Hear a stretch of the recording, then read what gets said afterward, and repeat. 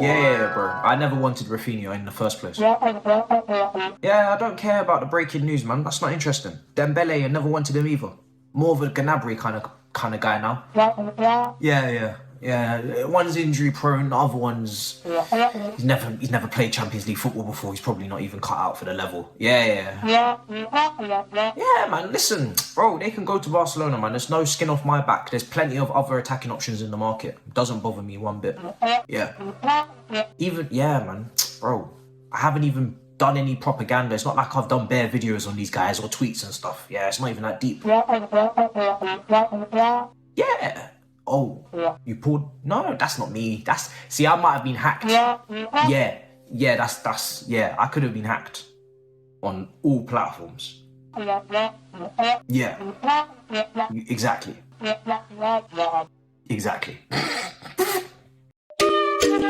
Perfect.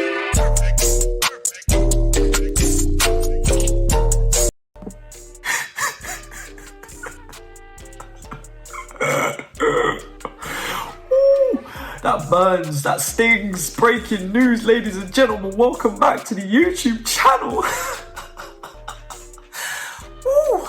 Listen, we've lost. Barcelona. Apparently last night, they managed to agree a fee with Leeds United. It was around about the 75 million euro mark. Close enough. That's what Ben Jacobs is reporting from CBS, as we've seen him throughout the transfer window up on your screen with them tweets. Listen.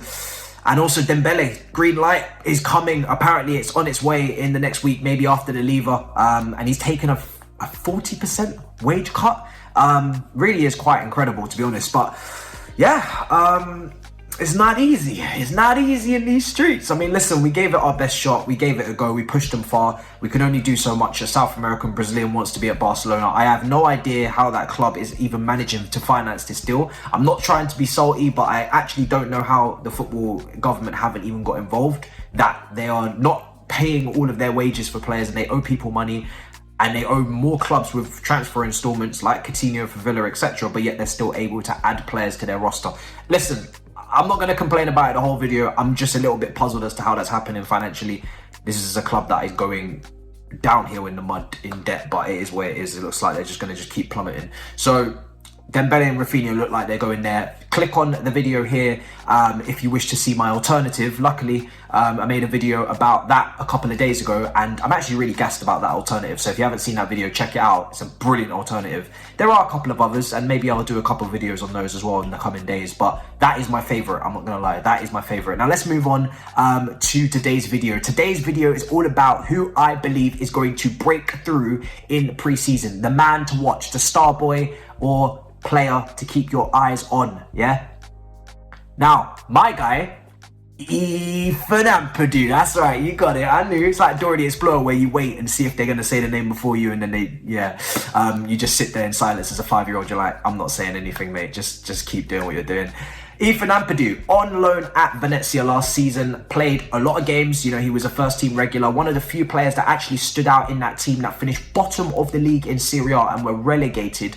And it's not the first time. Listen, he was at Sheffield United the year before, another team relegated in a poor team. And hopefully that, you know, all of these experiences and moments in his career make him stronger. We signed him, of course, all those years ago from Exeter City at 15 years old. He obviously had his loans at RB Leipzig as well, trying to break through in a defence with Konate, who's now at Liverpool, and Upamecano, who's at Bayern Munich. So it wasn't easy as a very young Ampadu. And people forget he's still only 21 years old. But this was really the season where he kicked on in terms of responsibility, performance. He was much better, you know, throughout the season. Of course, he's always been very important to Wales. 31 caps at 21. That's not something to be underestimated. A Welsh team that, you know, has done really well over the years. Got to the semi-finals of the Euros, World Cups. They're going to the World Cup. They're a very established, well-drilled team, and he's been playing regularly for them for years. It's actually club football where he struggled to nail down his place. Now, the reason why I'm excited about Ampadu is because,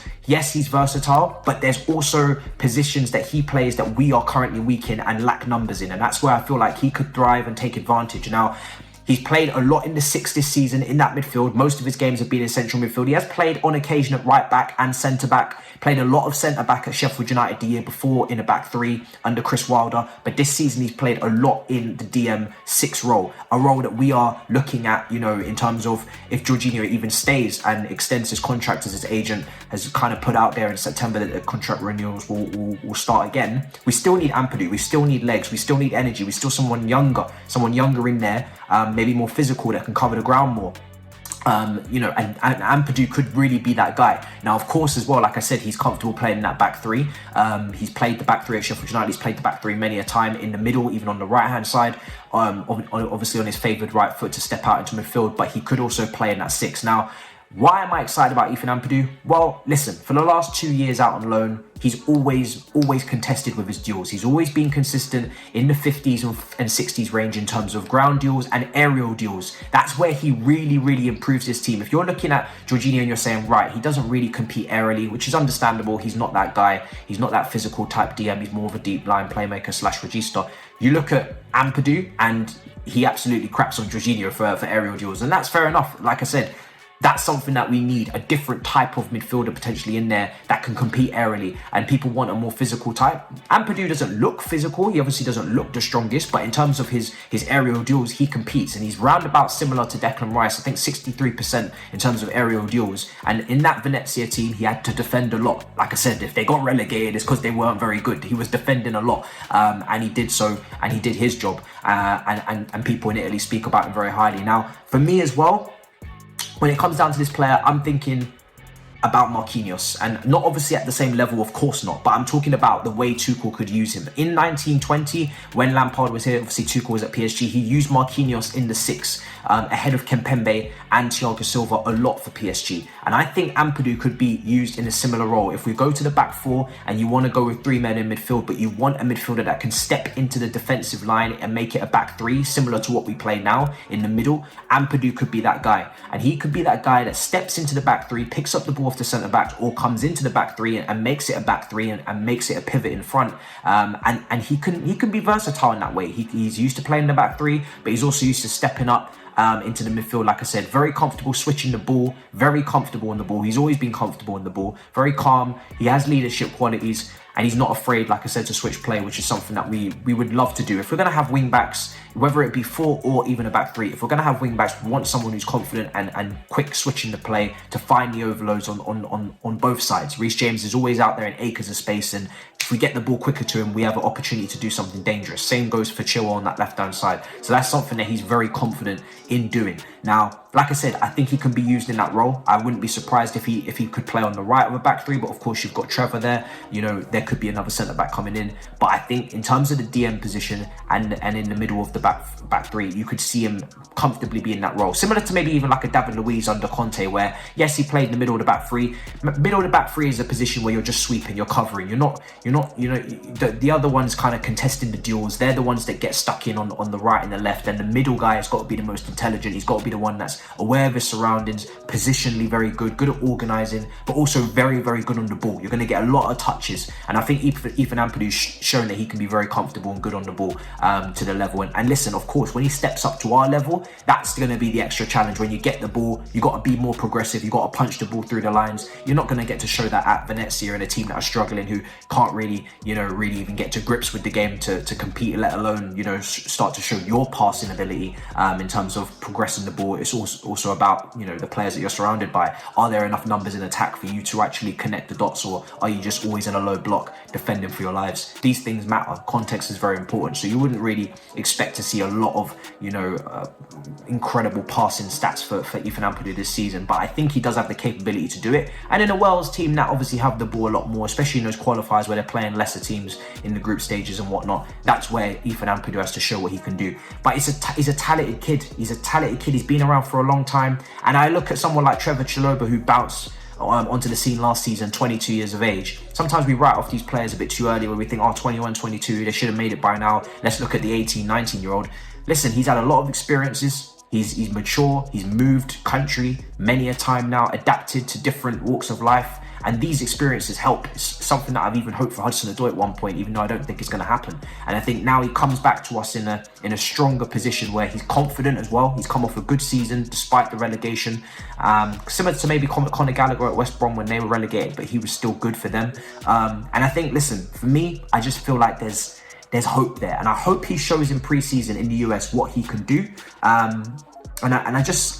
All I wish for him is that he gets an opportunity. It's something where if we don't get a DM, we've been linked with Rice, we've been linked with Chouameni. If we don't get a DM, then there's your opportunity for Ampadu. Let's show the people what you're made of. Show the leadership qualities as well. He's always been a pointer, similar to Gallagher in a way, but he's always been someone that wants to instruct others. He wants to be a voice. From a very young age, you have to be. If you're going to step up to senior football and play for Chelsea and make your debut, and blossom at Exeter in lower leagues at 15, make your debut at 15, it must be because you're way above your years. So from what I feel like this is the player to keep an eye on. Let me know in the comments who you think you should be keeping an eye on in pre-season. The US pre-season has started, of course. They're out there training. Sterling is doing his medical in London. Then he'll join up. Todd Boehly is expected to fly out to America as well. And hopefully any more signings that we make will fly out there. So listen, it's all kicking off now. Let's see what happens. I'm very much looking forward to the first game against Club America on the weekend. Finally, we get to see our boys in blue kicking ball again. It's beautiful times. So make sure you smash up the icons, and I'll see you, man, in a bit. Big up your damn selves. Pain, we didn't get either winger. In a bit, people. Peace.